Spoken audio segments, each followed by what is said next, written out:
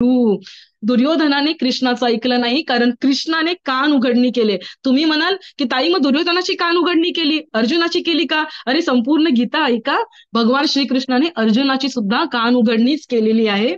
मी तर म्हणेन की आता जेवढी गीता वाचते आहे, परत परत वाचते, परत परत वाचते, त्यातून मला एवढंच कळतं की अर्जुन जेव्हा म्हणतो नष्टो मोहा स्मृतीर लब्ध्वा, याचा अर्थ मोह नष्ट नाही झालेला आहे. माझ्यातला अर्जुन जो मोहित होता, माझ्यातला अर्जुन जो अहंकार धरलेला होता, तो नष्ट झालेला आहे आणि मी नव्याने जन्माला आलेलो आहे. अर्जुनाला मिटवण्याचं कार्य भगवान श्रीकृष्णांनी केले. तेच कार्य त्यांना दुर्योधनाच्या बाबतीत करायचं होतं, पण दुर्योधन अवेलेबल नव्हता, दुर्योधन तयार नव्हता. जब तक खुद को मिटाने की चाह मन में नहीं रखोगे ना, तब तक कोई भी गुरु कितना भी अधिकारी हो, कितना भी ब्रह्मज्ञानी हो, आपका कुछ भी नहीं कर सकता. जोपर्यंत आपण स्वतःला मिटवण्याची, स्वतः समर्पित होणं म्हणजे काय, समोरच्याने आपल्याला तोडावं मोडावं कुठेही वापरावं ही भावना म्हणजे समर्पण. आपल्याला वाटतं समर्पण म्हणजे नुसतं घालीन लोटांगण करणं, अजिबात नाही. घालीन लोटांगण करणं म्हणजे तर खूप मोठा बडेजाव आहे, मी म्हणेन. काही लोकांच्या मनात भावना नसते, नुसते येऊन घालीन लोटांगण. तुमची वरची कृती, बाह्यांग कृती तुमच्या मनातल्या वाईट भावनांना कव्हरअप करत असतात. कायम लक्षात ठेवा, कायम लक्षात ठेवा. म्हणून कृती करत असताना तीच करा जी तुमचं मन म्हणतंय. मी नंतरच्या काळात अनुभव म्हणून सांगते, मी नंतरच्या काळात अनादर म्हणून नाही, मी बऱ्याचशा महाराज मंडळींच्या पाया पडायचं सोडून दिलं. हे माझ्या मनाला पटत नाही. आणि तुमच्यातला देव बघायचा आहे, ब्रह्म बघायचंय, तर ते मला दिसतं आहे, माझ्या मनाला भावतं आहे. पण तुमच्या पाया पडून बाकीची 4 लोक मला बघतायत, ते बघतायत की नीलम त्यांच्या पाया पडते, म्हणजे आपण पण पाया पडूया. तुमची प्रत्येक कृती तुम्हालाच नाही तर समाजाला सुद्धा मार्गदर्शक आहे, हे विसरू नका. आणि मी आहे म्हणून नाही, तुम्ही सुद्धा महत्वाचे आहात. जास्त कोणासाठी नाही, तुमच्या मुलांसाठी तरी तुम्ही महत्वाचे आहात ना. तुम्ही पाया पडलात, तुमच्या मुलांना पण वाटेल की आई पाया पडते, मी पण पडावं. अजिबात नाही. बी केअरफुल, बाह्य कृती कुठली करत आहात, बी केअरफुल. चुकीच्या माणसाला समर्थन कधीच करायचं नाही, भले जग इकडचं तिकडे झालं तरी. बी प्रामाणिक, प्रत्येक ठिकाणी प्रामाणिक राहायचं. दुर्योधनाचे 4 पैलू आपण पाहिले, पुन्हा एकदा रिवाइज करते. सगळ्यांनी हे मनामध्ये नोट डाऊन करून ठेवा.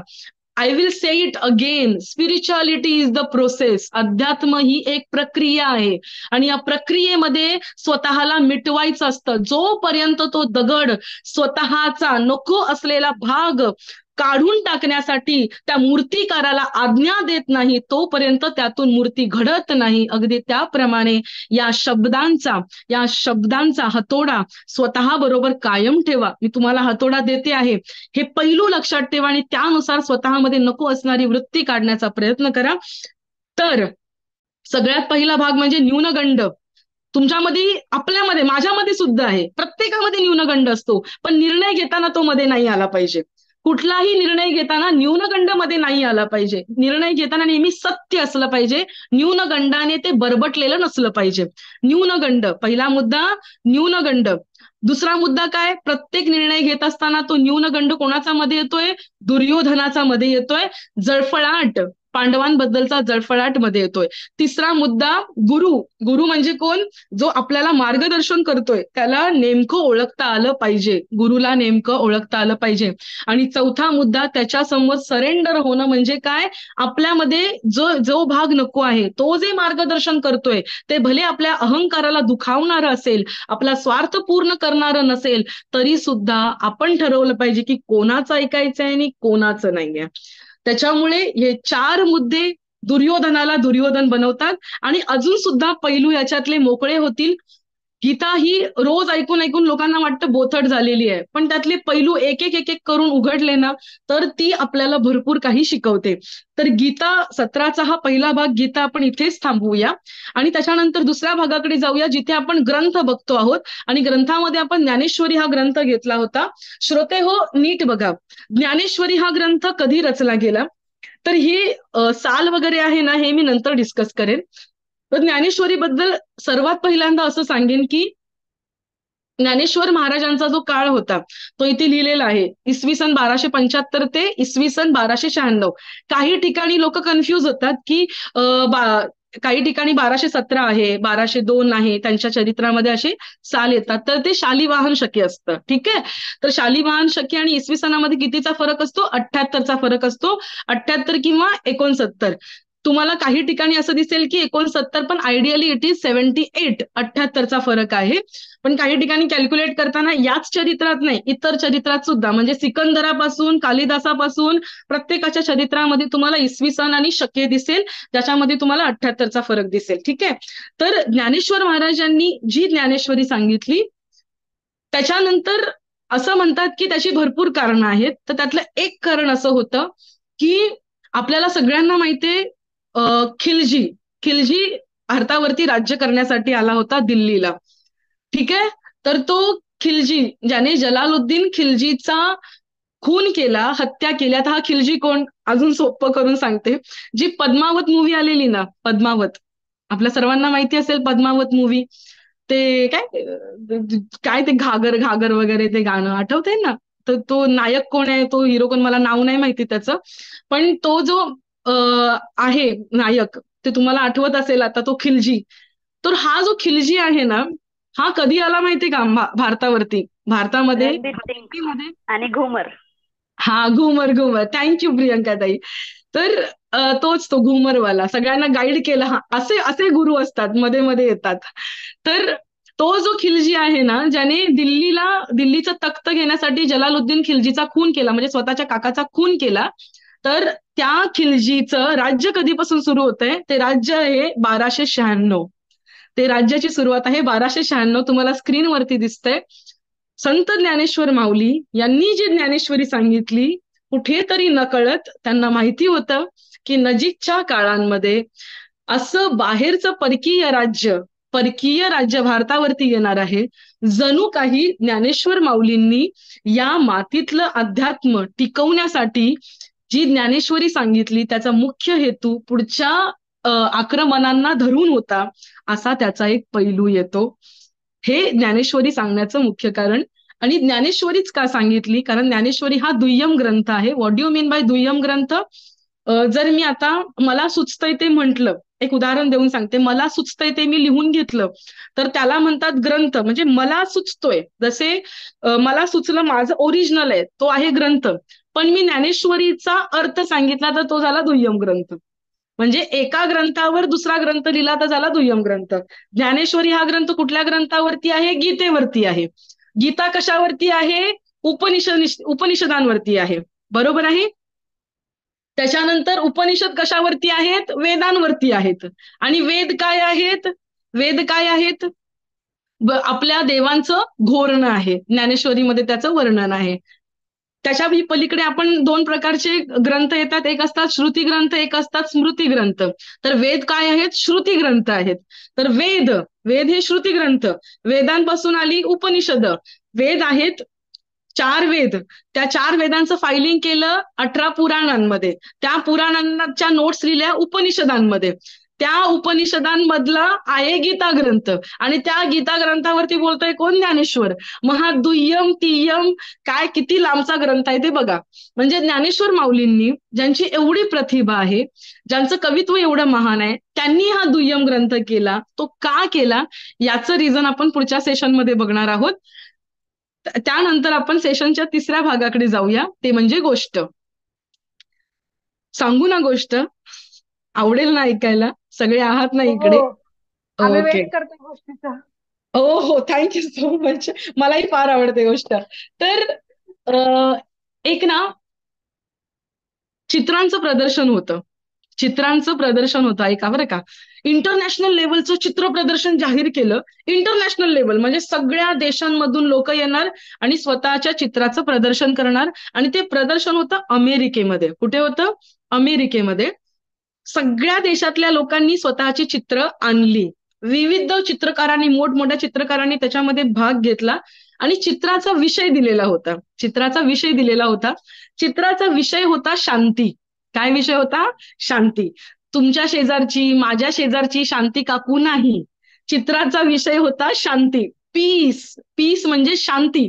चित्राचा विषय त्यांनी दिलेला शांती. शांती या विषयावरती चित्र काढा असं सांगितलं. आता बघा किती अवघड विषय आहे शांती.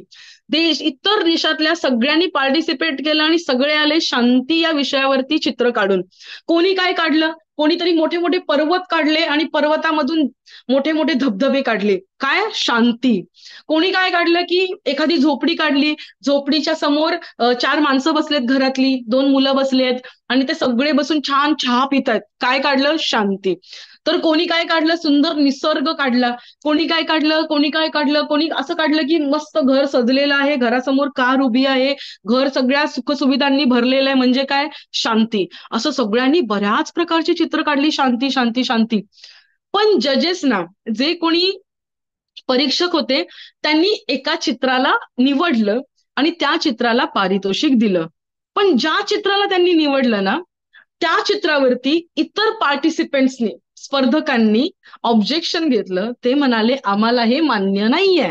तुम्ही हे जे चित्र निवडलं ते बघून अजिबात शांती वाटत नाहीये. ही कसली शांती? तर त्यांनी जे ऑब्जेक्शन घेतलं ते चित्र कुठलं होतं? बघा बरं का सगळ्यांनी स्क्रीनवर. सगळ्यांना स्क्रीन दिसते ना? हा, आता स्क्रीनवर दाखवते ना ते चित्र. हे चित्र. ह्याच्यामध्ये शांती दिसते सगळ्यांना? शांती दिसते याच्यामध्ये? नाही. नक्की? अजिबात दिसत नाहीये ना शांती? बघा ना हो. कसं नाही, वादळ उठलेलं आहे, वादळ आहे, हा. माती उडते वादळ आलंय, आहे, वादळ. वादळ आलेलं आहे, माती उडतेय. तरी हो सुद्धा हो या चित्राला त्यांनी बक्षीस दिलं. याचं कारण असं आहे, श्रोते हो नीट बघा, त्या चित्रामध्ये जी झोपडी आहे त्या झोपडीच्या खिडकीमध्ये कोणतरी उभं आहे खिडकीमध्ये उभा आहे, आणि शांत हा, होते. जी व्यक्ती उभी आहे, मला ऍक्च्युली झूम करता येत नाहीये इथून, तुमचे मोबाईल तुम्ही झूम करा. दिसते खिडकी? खिडकीमध्ये एक व्यक्ती उभी हो, आहे केलं केलं. आणि खिडकीमध्ये एक व्यक्ती उभी आहे आणि एवढ्या सगळ्या वादळामध्ये, एवढ्या सगळ्या थंडरस्ट्रोम मध्ये ती व्यक्ती कशी आहे? शांत. ती व्यक्ती कशी आहे? शांत. या गोष्टीचं तात्पर्य असं, आत्ता जसं मी गेल्या वेळेस सुद्धा बोललेली, आत्ता या क्षणी काम धंदा सोडून, प्रियांका ताई काम करतायत दिसतंय मला, पण काही लोक काम करतायत, काही लोक काम करत नाहीयेत. जे लोक काम करत करत करतायत त्यांच्या मनाची मी मानेन की जबरदस्त शांती आहे, जबरदस्त कॉन्सन्ट्रेशन आहे.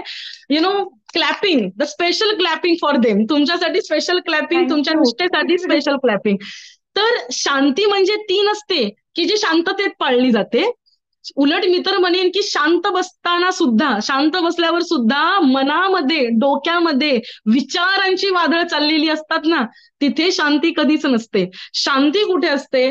बाहेर वादळ चालू आहेत, मग हे वादळ नैसर्गिक आहे. आपल्या घरामध्ये भांडणांची वादळ चाललेली असतात, आपल्या घरामध्ये मतभेद चाललेली असतात, राज्यामध्ये राजनीतीची वादळ चाललेली असतात, अनेको प्रकारची वादळ चाललेली असतात. याच्यामध्ये जो मनामध्ये शांतता ठेवतो ना, तो खरा शांत.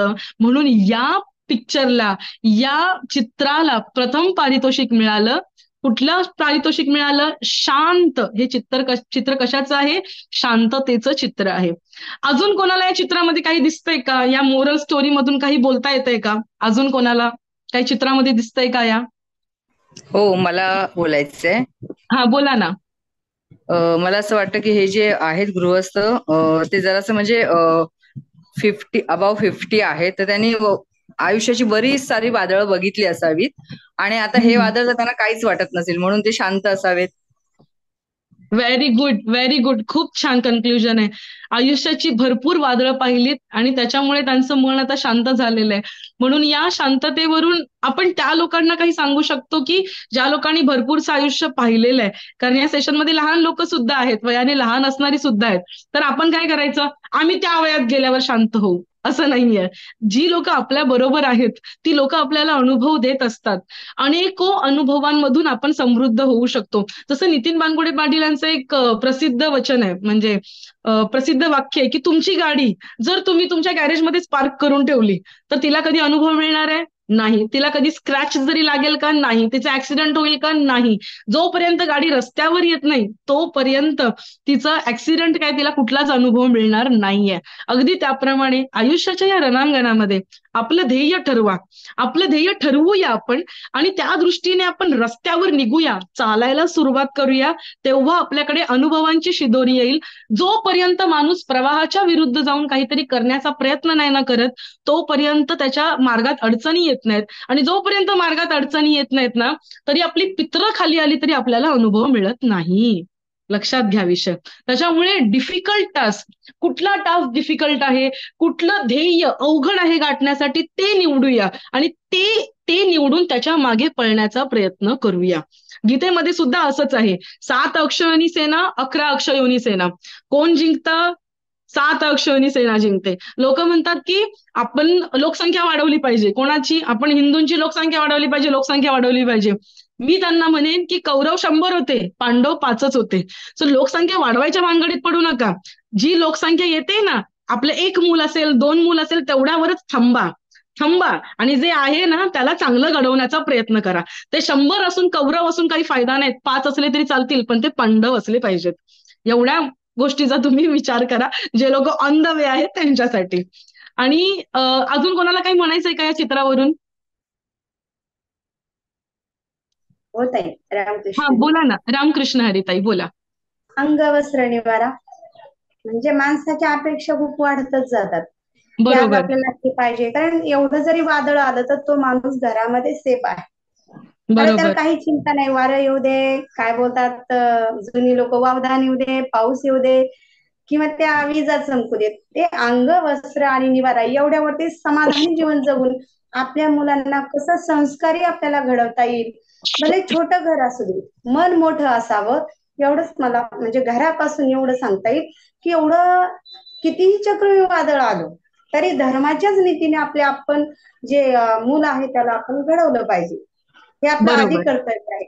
एवढंच सांगता येईल. बरोबर बरोबर. खूप छान ताई, खूप छान अर्थ तुम्ही सांगितलात. तुम्ही जे बोललात ना, या सगळ्या गोष्टी एकदा शक्य होतील कधी माहितीये का? तो जो खिडकीतला माणूस दिसतोय ना, तो एवढा शांत असावा. मला याचं कारण वाटतं कारण त्याच्या हृदयामध्ये भगवान श्रीकृष्ण असावेत. बरोबर. त्याच्या हृदयामध्ये भगवान श्रीकृष्ण असावेत, त्याच्यामुळे त्याच्या मनाची शांतता टिकलेली आहे. जाको राखे सय्या मार सके ना कोई, हा दृढ विश्वास त्याच्या मनामध्ये आहे. म्हणजे असा एक अर्थ मला या चित्रामधून दिसला. त्याच्यामुळे त्याला कुठल्या गोष्टीची गरज वाटत नाही. कोणाला तरी कोरोना काळ आठवला असेल की बाहेर हाहाकार माजलेला आहे आणि आपण सगळेजण खिडकीतून बाहेर बघतोय पण बाहेर पडायचं नाहीये, असं तो काळ एखाद्याला आठवला असेल.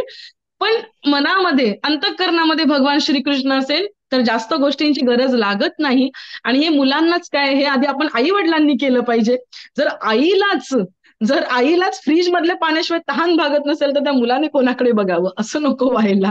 आपण आई वडिलांनी आधी तसं वागूया. मुलं वागणारच आणि मुलं अशीच वागली पाहिजे. ताई तुम्ही अगदी बरोबर सांगितलं की मनामध्ये भगवान श्रीकृष्ण घेऊन आपण आपल्या असणाऱ्या संसाधनांमध्ये जे काही आपल्याला 4 पैसे मिळतात त्याच्यामध्ये सुखी राहण्याचा प्रयत्न केला तर बाहेरची वादळं किंवा बाहेरची प्रलोभनं, असं मी म्हणेन की माझ्याकडे वॅगनर आहे पण शेजाऱ्याने जर ऑडी आणली तर मला जळफळाट व्हायला नको, माझ्या चित्ताची शांतता ढळायला नको, असा सुद्धा त्याचा अर्थ होईल. जसं तुम्ही म्हणलात त्याचं एक उदाहरण. तर श्रोते हो, या चित्रामधून हे शांततेचं चित्र आहे. तर हे शांततेचं चित्र आपल्यामध्ये असावं. आपण त्या चित्रातल्या माणसासारखे शांत असावं. कसं असावं? अनेको वादळांमध्ये, प्रलोभनांमध्ये, अनेको स्पर्धांमध्ये. मी पुन्हा पुन्हा हे 2 शब्द वापरते की स्पर्धा आणि प्रलोभन. स्पर्धा, दुसऱ्या बरोबरची चढाओढ, पुढे कोण जातंय मागे कोण जातंय, मी पुढे जाऊ की तू पुढे जाऊ, चढाओढ, ती स्पर्धा. आणि प्रलोभन म्हणजे त्याने ते आणलं माझ्याकडे अजून का नाहीये, या गोष्टी, या 2 गोष्टींच्या वादळांमध्ये या कलियुगामध्ये आपण अंतःकरणामध्ये कृष्ण आणि गीतेच्या रूपाने कृष्ण घेऊन चाललो तर आपण सुद्धा त्या शांती चित्रासारखे शांत होऊ असं मला वाटतं. आणि त्याच्यानंतर मला जे विचारायचं आहे ते की पहिल्या सेशनमध्ये जसं आपण सांगितलेलं की तुम्ही मनाच्या विचारांचं अवलोकन करा, द्रष्टा बना खूप मोठा शब्द झाला. आपल्या मनात काय चाललंय ते स्वतः बघा. तर ते तुम्ही बघितलं का? आणि कोणाला काही अनुभव सांगायचा असेल तर तुम्ही सांगू शकता. हो ताई, करून हा बघितलं पण हा खूप डिफिकल्ट. प्रियंका म्हणजे ताई असं आहेत होतं का? की हा हा मीच आहे. हा असं होतं की विचारांचा विचार म्हणजे मी ते कॉन्शियसनेसली केलं तुम्ही सांगितलं म्हणून, हा की जो काही विचार आला, की कुणाबद्दल वाईट विचार आला, की पटकन हम्म माझ्या डोक्यात तुम्ही यायचं की तुम्ही सांगितले की वाईट विचार आला तर ते चित्तू नका म्हणून, किंवा हम्म काय वाटतंय. मग मी तो विचार थोडा वेळ बाजूला ठेवून द्यायची आणि माझ्याच मनाचा विचार करायचे. पण मग हम्म असं होतं ना की बाहेरच्या गोष्टी, जसं आता ते वादळाचं तुम्ही उदाहरण दिलं, तर हम्म ते अजून म्हणजे स्थिरच नाही झालेलं. बाहेर वादळ आलं की मनात पण वादळ उठतं, हम्म म्हणजे नाही शांत राहता येत, होतं मग ते. बरोबर म्हणजे आहे. वाटतं की खूप अवघड आहे म्हणजे मनाला कंट्रोल करणे. खूप पण अवघड आहे विचार मनाला करत कंट्रोल राहिलं ना करणं. की ऍटलिस्ट हम्म तेवढ्या पुरतं का होईना, तेवढ्या पुरतं का हम्म होईना की तुम्ही सांगितले म्हणून कदाचित हम्म तेवढ्या पुरतं का होईना जरा पॉझिटिव्ह विचार मग येतात आणि मग येतात निगेटिव्ह येतात. जरा बाजूला सारले हम्म. जातात. म्हणजे हा निगेटिव्ह विचार ना पॉझिटिव्ह विचार तुम्ही रिप्लेस करण्याचा प्रयत्न केला की मी पॉझिटिव्ह विचार हा करेन. आणि इंटेन्शनली. प्रियंका ताई तुम्ही व्हिडिओ ऑन करता का? तुम्ही ज्ञानेश्वरी सुद्धा वाचली if I am not wrong. हो हो वाचली. हा आणि मी संपूर्ण ज्ञानेश्वरी वाचलीये. आणि तुम्हाला वाटतं का त्या गोष्टींचाही फार फायदा होतो इथे? हो होतो. पण ऍक्च्युली ते आपण आपल्या दृष्टीने घेतलं पाहिजे. म्हणजे हा वाचताना आपण काय करतो की आपल्याला जे म्हणजे तुम्ही जे सांगितलं दुर्योधन वगैरे ह्यांचे हम्म जर विषय आले तर आपण हम्म त्याला कोणाशी तरी दुसऱ्याला रिलेट करायला बघतो आणि आपण बरोबर. स्वतःला हा म्हणजे म्हणजे तो दुसऱ्यातला कॅरेक्टर दुर्योधन आपल्याला दिसतो आपल्यातला नाही. आपल्यातलं दिसत नाही. हा तर म्हणजे हा ते असं होतं की तुम्ही आता जेव्हा सांगताय ना की हा आपल्यामध्ये असतो आपल्यामध्ये असतो, तेव्हा ते जरा जास्त हे होतंय. आणि हम्म जेव्हा ज्ञानेश्वरी वाचतो, जेव्हा काही गायडन्स नसतो, आपणच वाचतोय, आहे हम्म त्याच्यामध्ये एक्सप्लेनेशन, ते पण आपण वाचतोय. पण मग त्यावेळी आपलं मन खूप शान असतं. आपण चांगला हा रोल आपल्याला, हिरोचा रोल आपल्याला घेऊन टाकतो आणि बरोबर विलनचा रोल बरोबर. म्हणजे आपण खूप दुसरा. चॅप्टर असतो. सॉरी, बरोबर. माझा वा. अनुभव सांगितला. किती छान मुद्दे सांगितले तुम्ही. Very good. मस्त थँक्यू. मुद्दे सांगितले. ग्रेट. थँक्यू प्रियंका ताई. अजून कोणाला काही शेअर करायचंय तुमचा अनुभव?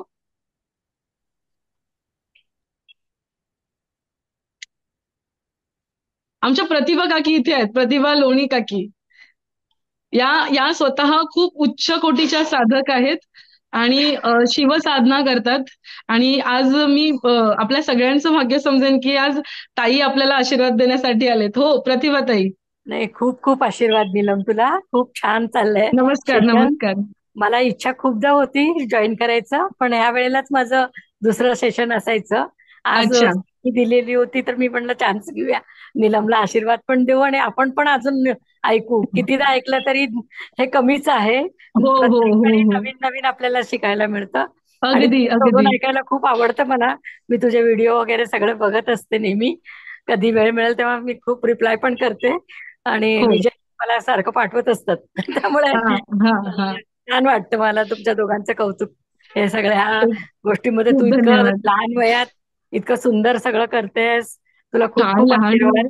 तुम्ही खूप तुम्ही छान. आहात असे आदर्श समोर आहेत म्हटल्यावरती काय. आणि काकी आणि मी जेव्हा जेव्हा भेटतो तेव्हा आम्ही याच गोष्टींबद्दल गप्पा मारत असतो. खरंय. आम्ही सगळ्या ग्रुपमधून बाजूला येतो आणि या गोष्टींबद्दल गप्पा मारत असतो. माझ्यासाठी तुला भेटावंसं वाटतं सारखं. या घरी या आता भेटूया मस्त. मी तर सगळ्यांनाच इन्व्हाइट करते. तुम्हा सगळ्यांनाच मी इन्व्हाइट करते की सेशन ऐकायलाच घरी येत जा तुम्ही. आणि म्हणजे रेकॉर्डिंग केलंस तर बरं होईल अजून, हो म्हणजे सगळ्यांना पाठवता येईल. हो ह्या हो हो. चर्चेला पण खूप सुंदर सांगते. तुमच्या सुझावाबद्दल विचार करते काकी. हा अगदी अगदी. खूप खूप अजून खूप छान धन्यवाद. कर. खूप खूप छान छान. खूप thank you so much. Thank you so आणि त्या मच. चित्राबद्दल मला एक सांगावंसं वाटतं आज, हा हा. की ते चित्रामध्ये जे गृहस्थ आहेत ना, हम्म, ते घरामध्ये पण शांत आहेत. आणि दुसरं म्हणजे त्यांचं ते वादळ बघताना, की हम्म, ते साक्षीभावाने बघतायत, की हे थांबणारं नाहीये, परिवर्तनशील आहे हे सगळं. आणि हे वादळ परत निघून जाणार असं त्यांच्यात तो भाव असणार, म्हणूनच ते कंट्रोल करू शकतायत. म्हणजे त्यांच्या मनात गोंधळ होत नाहीये किंवा ते शांतीने राहू शकतायत असं मला वाटतंय. की तो हम्म, जे त्यांचा भाव आहे, तो स्थितप्रज्ञतेचा, हम्म, साक्षीभावचा, तो हम्म, त्यांच्यामध्ये आहे. त्यामुळेच ते हम्म. करू शकतात असं मला वाटतंय. अगदी बरोबर. नाही तुम्ही जो पॉइंट सांगितला तो एकदम परफेक्ट आहे. ज्या क्षणी माणसाला सत्याची जाणीव असते, सत्य काय आहे त्याच्यानंतर मग इतर गोष्टी सगळ्या परिवर्तनशील आहेत. सुख असेल तर ते जाणार आहे, दुःख असेल तर तेही जाणार आहे. Nothing is permanent. या काळाच्या ओघात काहीच शाश्वत नाहीये. एकच शाश्वत आहे, तो म्हणजे आत्मा, ते म्हणजे सत्य. याची जाणीव ज्याला होते तोच एवढा शांत राहू शकतो. अगदी बरोबर बोललात तुम्ही काकी. Thank you so much. धन्यवाद. खूप खूप आभार. आणि बाकी अजून कोणाला काही बोलायचंय? आणि नमस्कार ताई. हा, आवाज मी कट झाला. पुन्हा एकदा बोला. करू तुम्ही नाही कोण शकले. बोलताय? मी तुम्हाला मेसेज पण केला होता की पंढरपूरला हा मी लोखंडे, शोभना लोखंडे बोलते बघा. तुम्हाला मेसेज पण केला होता. हा पंढरपूर लोखंडे ताई लास्ट बोला. वीक. हा हा हा हा त्याच्यानंतर आम्ही जेजुरीला गेलो. हा त्याच्या मागचं बर सेशन बर. मला भेटलं नाही कारण आम्ही प्रवासात होतो आणि हा गड चढत होतो. 11:30 वाजता नेमका नाही जमलं. तर हो मागच्या हो वेळेचं हो हो रेकॉर्डिंग मला मिळालं तर अजून चांगलं होईल. दुसरी एक गोष्ट बोलायची हो. मला. मी हम्म ज्ञानेश्वरी लिहायला घेतलीये. माझा आता 11 हम्म लिहायला चालू आहे. लिहिताना हम्म. म्हणजे सगळंच कळतं असं नाही. थोडंफार कळतं लिहिताना, पण फार असं त्यातलं काही उलगडा होत नाही. पण आता जे तुम्ही सेशन चालू केले ना, त्यानुसार मला वाटतं की जर मी पूर्ण मला हे ऐकायला मिळालं तर मला त्यातली पूर्ण माहिती मिळू शकते. आणि याच्या अगोदर पण एक डीजी धनंजय गोखले म्हणून आहेत ना, ते त्यांचं पण मी गीतेवरचं हे मी ऐकलेलं आहे. म्हणजे सेशन केलेले हम्म. अगोदर गीतेवरचे सेशन केलेले आहे. तर अच्छा. म्हणजे जर रिपीट होत राहिलं, ऐकत राहिलं तर मला हा बराचसा फायदा होईल असं वाटतं मला नेमकं. तर अगदी ज्ञानेश्वरी लिहिणं कितपत योग्य आहे हे मला फक्त सांगा. अगदीच योग्य आहे. एखादी म्हणजे याचं उत्तर मी म्हणेन की मी काय एखादी साधी शिक्षिका असेल तरी त्याचं उत्तर देऊ शकते की एखादी गोष्ट ज्यावेळेस आपण वाचतो त्यावेळेस आपण ती डोळ्याने बघत असतो आणि मुखाने आपण त्याचं फक्त हा शब्दज्ञान घेत असतो की हे अक्षर काय आहे. म्हणजे हा ज्ञानेश्वरी हे आपण शब्दज्ञान हा घेत असतो. ठीक आहे. पण ज्या वेळेस आपण लिहितो ना बरोबर. तेव्हा तो शब्द लिहिताना आपल्याला वेळ एवढा मिळतो की त्याचं अर्थज्ञान सुद्धा आपण घ्यायला लागतो. मी नाही म्हणणार की त्या हो. क्षणी तुम्ही पूर्ण अर्थज्ञान घ्याल, पण हा आपल्याला हा हा लिहिताना एवढा वेळ त्या शब्दाला आपण देतो की त्याचं अर्थज्ञान आपल्याला व्हायला लागतं. जसं की आता आपण या सेशन्समध्ये की एकच दुर्योधन त्याच्याबद्दल आपण बोलून त्याचे पैलू उलगडतो आहोत. त्याला जेवढा वेळ देणार तेवढं त्याचं हा ज्ञान जास्तीत जास्त व्हायला लागणार. त्यामुळे लिहिणं बेटरच आहे. नॉट लाईक की काय करताय तुम्ही हे, अजिबात नाही. तुम्ही त्याची साधना करताय लिहिण्याच्या माध्यमातून, अतिशय कौतुकास्पद आहे. पण ते लिहत असताना विचार त्याचे चालू आहेत की नाही याची मात्र काळजी हा घ्या. अगदी बरोबर अगदी बरोबर. कॉन्सन्ट्रेशन करून, कारण मी येस. काय करते दुपारच्या वेळातच म्हणजे मी शक्यतो हा लिहायला घेते की त्यावेळेला पूर्ण शांतता असते. आणि आणि शब्दज्ञान लिहिताना नाही, म्हणजे अर्थज्ञान. हम्म. अर्थज्ञान. हो हो हो. आणि एका वेळ, कारण ते खूप अवघड आहे. तसा माझा ना गीतेचा फक्त एक अध्याय माझा पूर्ण पाठ आहे. 15वा अध्याय माझा पूर्ण व्हेरी पाठ आहे गुड, म्हणजे अगदी. Very good. हा पण मी आता एक एक जेव्हा श्लोक लिहिते ना तर त्याच्या खाली जे दिलेलं असतं ना सगळं त्याचं निरूपण थोडक्यात, तर ते हे करून करून हे करायचं, लिहायचा प्रयत्न करते मी ज्ञानेश्वरी. आता माझ्या अच्छा. जवळ 8 महिने झालेत. मी जसं वेळ भेटेल तसं लिहिते. मी आता 11वा अध्याय माझा चालू आहे काही जवळजवळ. घाई नाहीये आपल्याला, काही घाई नाहीये. हा आपण आरामात लिहित राहावं. हा. थँक्यू. त्यांचं तुमचं मार्गदर्शन फार मोलाचं वाटतं या बाबतीत मला. नाही नाही, I am always there as your friend. तुमची मैत्रीण म्हणून, मित्र म्हणून कायम आहे. त्यामुळे कधीही तुम्ही बोलू शकता. आपण हा विषय कधीही घेऊ शकतो आणि हे सगळं इंटरलिंक आहे एकमेकाशी. तर यातून तात्पर्य एवढंच निघतं की to be in contact with it, याच्या संघामध्ये राहणं हे अत्यंत महत्वाचं आहे. बाकी काही असो, बरोबर आपल्यावर बरोबर. किती परिणाम होतो हे महत्वाचं नाही. तुम्ही म्हणतात ना, डाळ आपण भिजत घालतो, डाळ किंवा चणे आपण भिजत घातले उदाहरणार्थ, हा कच्चे चणे भिजत घातले हा तर नुसता पाण्याचा संग दिला आपण, नुसते धुवून काढले तर ते भिजणार आहेत का? नाही. ते भिजण्यासाठी त्याला सतत पाण्याच्या संगात ठेवावं लागेल. अगदी त्याप्रमाणे नुसतं बरोबर. कीर्तन एकदा कानावरून गेलं तर त्याचा उपयोग नाही. ते विचार मनात रुजवण्यासाठी एका पर्टिक्युलर इंटरव्हलने सतत आपण ते ऐकलं पाहिजे. नुसतं धान्यच भिजण्याची गरज हा नसते. विचार सुद्धा मनामध्ये भिजावे लागतात, मुरवावे लागतात, रुजवावे हो लागतात. तरच आपण खाण्यालायक होतो इतरांना, म्हणजे सहनीय होतो इतरांना. अन्यथा बरोबर. आपण म्हणजे वृक्ष आहोत. आपल्यामध्ये काहीच इंटरेस्टिंग नाहीये. जर आपल्यातली चेतना काढून घेतली, आपल्यातलं भक्ती काढून घेतली, आपल्यातला संत संग काढून घेतला तर काहीच इंटरेस्टिंग नाहीये. बरोबर बोललात ताई. धन्यवाद. Thank you so much. छान थँक्यू सो छान. मच.